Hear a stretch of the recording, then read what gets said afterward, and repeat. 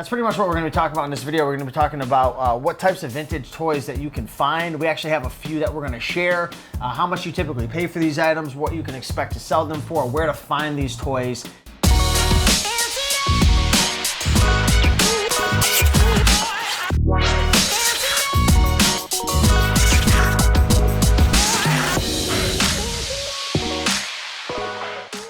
Hey, what's going on, everybody? Steve here, Raiken Profit over at RaikenProfit.com, coming back to you with another video. And in today's video, we're going to be talking to Vinny, who is earning a full-time income selling toys on eBay. We're going to be talking about vintage toys. So the question is, for the people who are wondering, do you and can you make money selling vintage toys?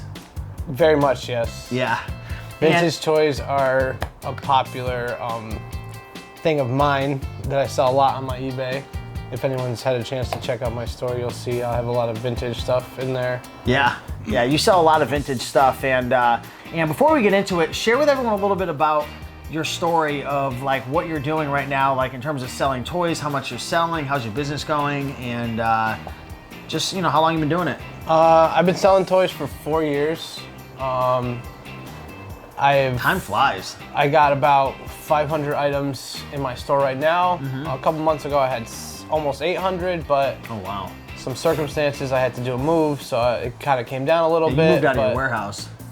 Yeah.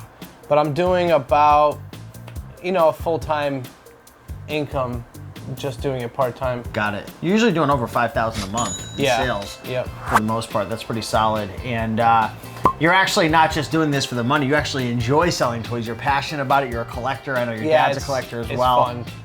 Yeah, we hoard a lot of stuff. So technically, I could be making probably triple what I do now. Gotcha. And I'm getting around to getting to that. Okay. Getting more. And one of the things we always mention is like the great things about toys, especially vintage toys, is a lot of them increase in value over time. So that's one of the benefits of buying a toy that's vintage. Sometimes you might even make a mistake, but if you are a collector and you're passionate about it, you can play with it for a couple of years and sell it for a profit. Oh yeah, of course. Yeah, there's a lot of toys that have surprised me. Yeah. That I found, and a lot of gems that I've come across that you would never think. Like this Marks Geronimo guy here. He's a so Marks is a toy company that made a lot of these. They started off with tin toys, and then they moved into more like action figures. And this is one of their Johnny West line. This is Geronimo Indian. And this guy's missing his hand. That's a sturdy toy. Yeah, I mean, they're made very well. They have actual metal parts in them. See the metal screws and stuff. And this guy, if his hand was there, typically goes for like 20, 25 bucks. The thing you want to look out for him is the accessories he comes with. And it's Mark's Johnny West Geronimo action figure and the accessories. And if you want to put screenshots, because that's the thing that people should look out for. I originally bought this guy, and the only reason I bought him because he was at the auction with a box of all his accessories in it. And I ended up selling off the accessories for like $45. Wow. And I just have this guy's extra. I might just sell him broken for 10 bucks, get $1, or I might just junk him, not sure yet. But if you can find any Marks, Cowboys, Johnny West, Gabriel Lone Ranger is another company. Like any of those older Western toys are hot right now, super hot. What are some of your favorite brands to look out for when it comes to vintage toys? And then what are some other identifiers that you keep in mind when you're going, to estate sales or auctions or thrift stores and keeping an eye out for these items? Marks is definitely a big one. They were really popular in the 60s, even the 50s too. And they have a big following with their play sets and everything like that. Mattel dating all the way back to the 60s with Hot Wheels. You got Matchbox Lesnies, which go back that far too. You got Nylint. It's a pressed steel. I've never even heard of this before. Nylint, yes. It's a pressed steel toy truck company. Is that in any of our guides? It might be. I might have talked about Nylint, Buddy L, and Structo, Hubley.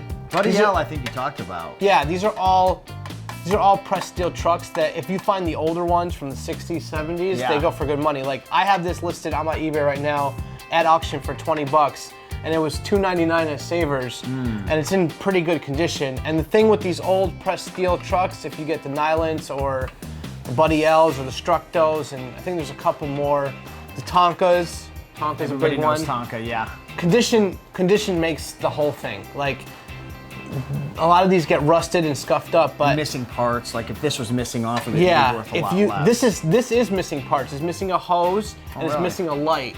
If I had the hose and the light, I've seen it sell for $75. So you can wow. just see the big difference of $50 from a complete one to a. It's still in great shape for its age. I think this is 70s or mid 70s. But pressed steel is another vintage toy category that I like to play around in. I have gotten bitten before by condition, so make sure like these things are in good condition.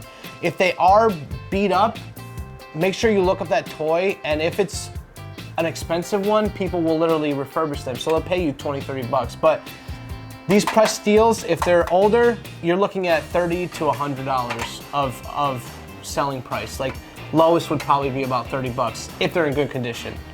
So we had recorded a video earlier.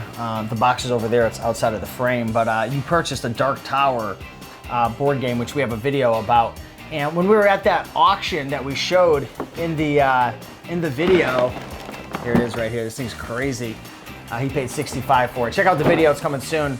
There were a lot of vintage trucks and Hot Wheels and just all different types of items. So what advice would you give to somebody who's at an auction and because everything's moving so fast, it's hard. If you remember, I didn't buy any of those. Yeah, I noticed. Those things because of the condition. Like that, there was a U.S. mail truck by, I think it was Tonka or Nylon, one of those companies, and it was going for $75, but in mint condition. And when I saw a kind of banged up one, it was only a current bid was like $14.99 plus shipping, and the bid was already at $25. So I'm not gonna pay for that. Yeah. You know, it's important when buying toys to know two things: the condition and how much you're paying for it. Like, you should never be paying a lot of money for a banged up toy unless it's a super rare toy or it's like super expensive. And then there's margin there for you. Yeah, exactly. To sell it for parts or sell it and to be painted or whatever. One thing you're doing a good job with that I noticed, and I feel like in the past you weren't doing such a good job with this, but you've improved.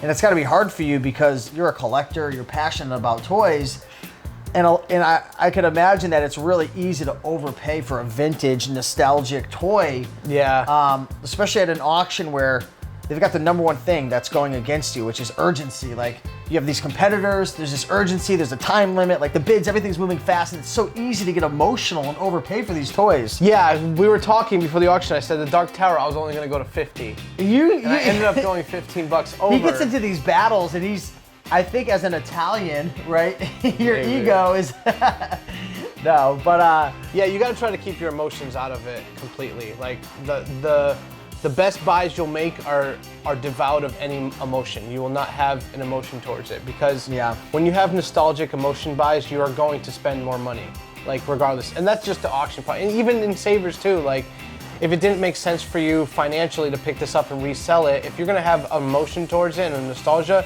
you're gonna end up paying that. But if you are a collector and that's something you're into, yeah, there's value. You can put your money in so much worse stuff. Like, if you're gonna put your money into something that makes you feel good, by all means do it. But don't confuse that with a business. Yeah, I feel like it's better to put your money in vintage toys versus just holding on to your money that's losing, value to inflation every single year. We've had conversations about Legos and different toys, even like Briar Horses, like over the years. I'm doing an experiment currently in my life. So I started off selling on eBay, and now I'm picking some toys that I'm gonna hoard and I'm gonna test the market. Are these gonna go up in value or am I missing the boat? And the thing with toys and collectibles and everything is there's a window for everything, right? There's a window for relevance or high price. You see it with Legos, you can see it with toys, you can see it when they get re-released. There's finding the right time to sell is very important too. Yeah. How do you determine when that right time to sell is? Because a lot of these vintage items are, they've been going up for years and years. And right are the people who were interested in this, trying to relive their childhood or buy something that they play with for their kid, eventually, you know, they're gonna get to an age where that's not gonna matter. They're just gonna wanna go to a nursing home and just get oxygen. Let me ask you a question. Like the Pokemon, what's going on with like the Pokemon base sets and like the cards and all that? Do you feel like, and I'd be curious for everyone who's listening, since we're talking about vintage, because Pokemon's considered vintage now, right? Oh yeah, 1994 But was isn't it? vintage what, 15, 20 years or something? What's vintage? 1996.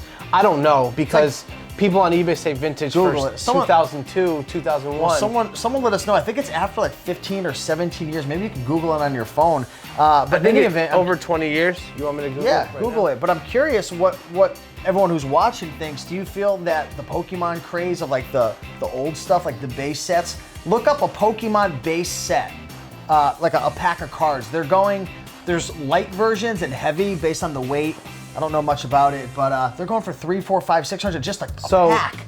20 years. 20 years is what's considered vintage? Yeah, so basically, a toy from 2000 right now would be vintage. Man, we're getting old. So these are like super vintage then, because this is from the 60s. This Briar Horse is from the 60s. Tell people about the Briar Horses, because I see these things all the time at thrift stores. All right, People pass them up. Briar Horses are a very highly collectible horse model item. I feel that. Is it sturdy? It's strong. No, they're actually not too sturdy. They can break easily. Some of them are as you can big see though. the horns. Was that a Briar, the one I gave you from the consignment as a gift? Was No. that a Briar? No. That was a American, right? American girl. These horses usually go well. This guy, I was just telling him, without a broken horn, it's a unicorn. I've seen it sell for $60 to $70 with the broken horn. Even that beat up? I'm gonna clean that up. How do you? Is that dirt? No, that's just scuff marks on the top of the paint. How do you take the scuff marks off the horse? I take like very fine steel wool and I lightly just. Oh, we have a video about that actually. And you know, if you're gonna scrape it up, just put in your description that you cleaned it, so they're not saying like why are there It's not original. sanding marks. But it doesn't look bad. Like it'll literally, if you do it nice and gentle and light, it'll get out the way. I'll show you when I'm finished. Do you think that'll get you more versus just keeping it dirty for the collector to be able to clean it the way he wants? Now I have the horn. It actually came in the bag with the horn. Maybe it broke at Savers, so I'm gonna sell it with the horn and hopefully get some. But the thing I wanted to talk about in Briars is you see there's two different sizes. You got a longer one that's almost like 12 inches by 9 or 10, and then you got a smaller one that's like 7 inches by like 7 inches, right? These are newer, these are older. These are traditional, these are just regular. They have two different names, so that's the distinction you have to make sure you're making when you're buying these things. You want to look for the bigger, older ones, and the name will be in the left, usually on the left inside leg, right there. You're probably not gonna be able to see it, but these things go really well if you can get the older ones and they're not messed up. And this is a popular vintage item that I've seen for the whole 4 years that I've been on eBay. I remember one time, this must have been like a year and a half ago, maybe more, 2 years ago, we were at Savers, and I think it was like a bunch of guys, like some of our boys were there. We were at Savers and he's checking out, and he had like a whole carriage full of horses. I mean, he must have 40 horses, and the girl, she's a younger girl, she's checking them out, not that way, checking them out at the register, and she's just like, what are you doing? Like, this young guy, you've got this, it's not like, I mean, unless your kid is just obsessed with horses. I mean, you have 40, 50 horses in his cart. They were all Briar. I know. And one a $2.99 a bag. It was like, was that Jackpot City? Yeah, it was a jackpot because I remember selling like 3 or 4 of the horses for $50, and then I lotted the rest up in a lot because they were the smaller ones. But I still got good money for them. So if you see these Briar horses, check the inside leg. It'll say Briar Molding Co. or USA, Briar USA. The Briar USAs I think are a little bit older. You want to aim towards the 50s and 60s. Yeah. They still make them today. You can still find them today. They still have special editions that still go for money. So just keep it from early till now. These things are still hot. Are most vintage items made in the US, or are there vintage items made in China? Is that a stupid question? So if you're going back before the 60s, you're gonna see most US. And then as you go towards the 70s, you're gonna see Taiwan, Japan, Hong Kong. Wow. And then not until the 80s did China get into the mix. But just by going where they're made is you can kind of get an idea of where they're priced. Era. Yeah, the era Yeah. they're in. If they're USA, they're 1960s and earlier, typically. Can it be after the 60s? Of course. But are they typically under the 60s? Yes. Hong Kong, 70s, 80s. China, a little bit later, 80s. Taiwan is still making stuff. Vietnam now is making some too, but you won't see on older stuff. Interesting. So, do you have any final tips and advice for people who are watching now and they want to get started with toys? Maybe it's vintage, maybe it's just keep toys an eye out for older items. Conditions may be a little worse, but just know that if the item is older, the condition matters and also doesn't matter. So basically that means like if you have something old and it's in mint condition, it's going to be very desirable. And if you also have something old that's a little banged up, people still desire them and will paint them, fix them up, Yeah. do whatever they want. So it's always good to keep your eye out for vintage stuff, and the vintage stuff will look different than the new stuff. You can just see new, vintage, like colorful, Yeah. very plain, sturdy. This is like I can squeeze this in my hand and break the whole thing. Yeah, and with everyone has a smartphone for the most part now. Look these things up, identify it. A lot of times the year will be marked on it, the brand. Sometimes you'll see numbers. Most of the time you're gonna be able to find a brand, and then how you should look any vintage stuff up is brand name first, item second. So I would type in Nylon Snorkel. This says Nylon Snorkel.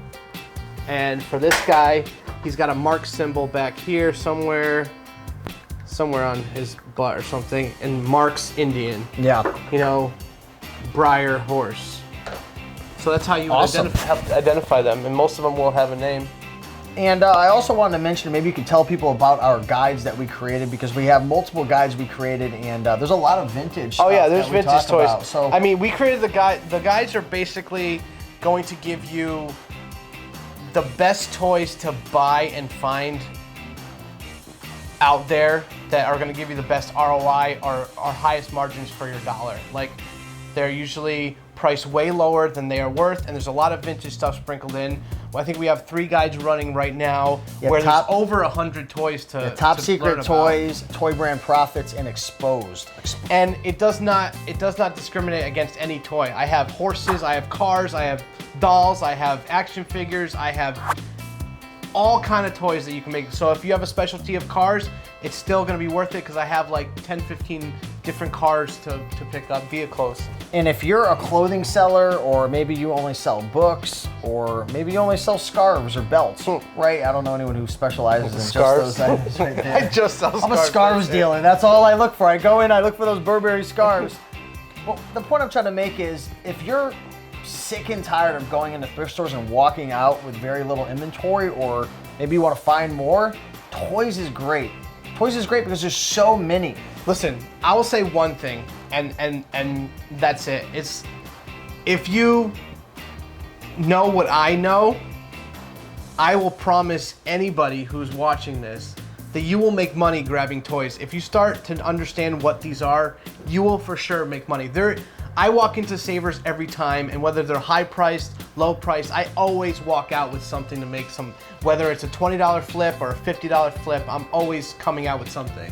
And if you're a garage sailor, if you're going to garage sales and yard sales, Even and better. if you're not looking at toys and you're ignoring them, brother, I'm telling you this honestly, 100%. I have missed out on thousands of dollars. Yeah, probably. Because I just ignored the toys. I thought they were worthless. And then I learned, because I was doing all the videos with him and we wrote the guides. Well, he did, and I did the marketing, but like I had to go through them, so I learned. Remember that I went to that one garage sale? I must have made $1,000 profit just off that one garage sale. All that whole bin of cars and stuff that you I made. could have made way more. Yeah, I just I didn't have know. room in my car. They had more. They had all types of stuffed animals and A lot of everything. times you go to for example, my girlfriend actually bought me these. We'll talk about these in the next video, but I don't think anyone can see because it's too low. What are you pointing at? I want to talk about this in another video, Yeah. but I don't want to What is that, now, though? but it's a Ninja Turtle kid robot. It's like Maybe this that'll kid- be our next video. Yeah, and this guy wanted 5 cents for each one. I'm like, Megan, just give him $10 for the whole thing. I'm gonna count them all. 5 cents. No, he had a whole bunch of toys, and he wanted 5 cents per toy. That's an odd number. And I was like, to price Megan, it at. just offer him a giant price for the whole thing. And she's like, $40. I'm like, he was asking 5 cents. You couldn't have said 10. And she said 40. And he's like, okay.